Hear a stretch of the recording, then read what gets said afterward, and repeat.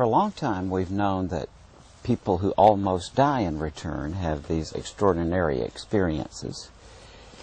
But it's now becoming quite obvious that this experience is also very common among those who are standing at the bedside of a dying loved one. That is, it's quite common that when a loved one dies, the people standing around will say that they seem to leave their bodies. They seem to accompany the dying person part way into another realm. And these are people who are not near death. They're perfectly well. Absolutely. They're just standing there accompanying at the bedside someone who is dying. And all of the effects that we hear from near-death experiences are also present in the shared death experiences. People say that they become aware of a beautiful light. A very common feature is that they tell us that that they see the relatives of the deceased person coming to meet them and to take them away. Right. Another very common feature of this is that people will tell us that they actually see the spirit of the person who is dying stand up or rise up from the body that's just deceased. Very often this takes the form of a misty a globe, sometimes a globe of golden light. Sometimes it's described more as a grayish cloud, and that this just rises up and typically passes through the ceiling. In quite a number of cases, however, this is described as having more of a form. People will say that as though they were a transparent replica of the person who is dying, just sort of sits up or stands up out of the body and goes away. Now, do they have other parts of the experience as well? Do they go up a tunnel with the person who's dying? You know, I can't recall offhand people talking of a tunnel, although I can think of cases of where people say that there's a passageway of some sort, that they seem to go across at least part way with the person who is dying. And most extraordinarily of all, Paul, I have a number of cases in which the bystander actually co-participated in the panoramic life review of the person who passed away, including most remarkably an elderly woman I talked with some years ago who had been very attached to her husband because they had had one of those 30 or 40 or 50-year marriages, a real long marriage. They had been friends since childhood. Those real rare things. That's right. And as he died, she said that his entire life was around them in a panorama. And she saw the parts that she was involved in, but also she saw aspects of his life that she had not known about before. And I've heard that same story from numerous other people. Now, the implication of this, if you think about it, is that this really does throw a monkey wrench in the traditional way of debating about near-death experiences. Right. Because what the physiologists tell us, who say that these experiences are hallucinatory, is that as the person is dying, the oxygen supply to their brain is lowered, and hence they have these hallucinatory effects. But if that's true, why would the bystanders have the same kind of experience? Sure. Well, why would they?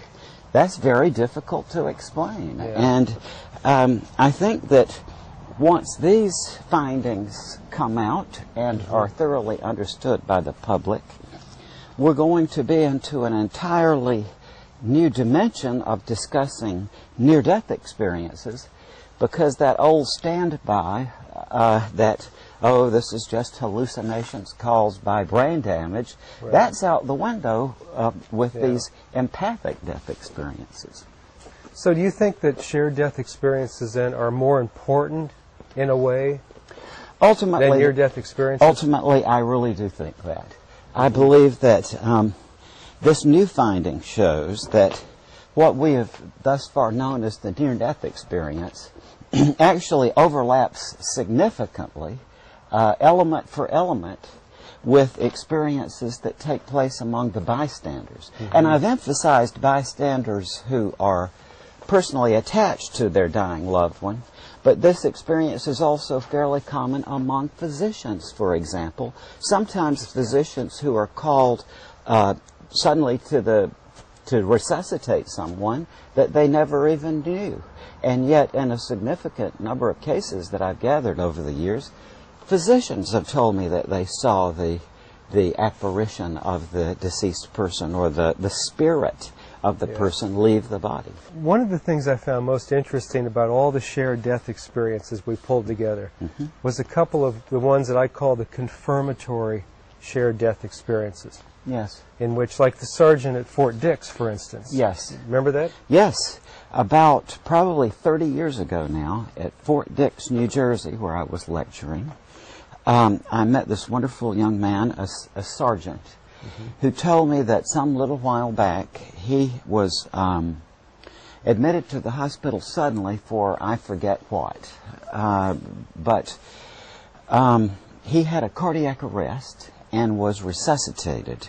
And when he got out of his body, he suddenly encountered his sister, who had diabetes and was dying in that very time period, and she out of her body.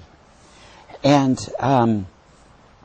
after he was resuscitated and came back, he found that indeed his sister had been in that very hospital concurrently with his own cardiac arrest, and had died from her diabetes. Wow. So he co-lived her dying experience while he simultaneously was having a cardiac arrest from which he was resuscitated. Now, in a lot of ways, I feel like shared death experiences are really some of the most exciting fields of study for the study of the afterlife. Oh my goodness, yes, Paul. I mean, there's no question about it, because now you see this totally subverts the common argument that near-death experiences are just the chemistry of the dying brain caused by oxygen deprivation. Because the bystanders at the bedside of a dying loved one, if the physiological explanation is true, why would the bystanders have identically this same experience, including such things, for example, as ineffability?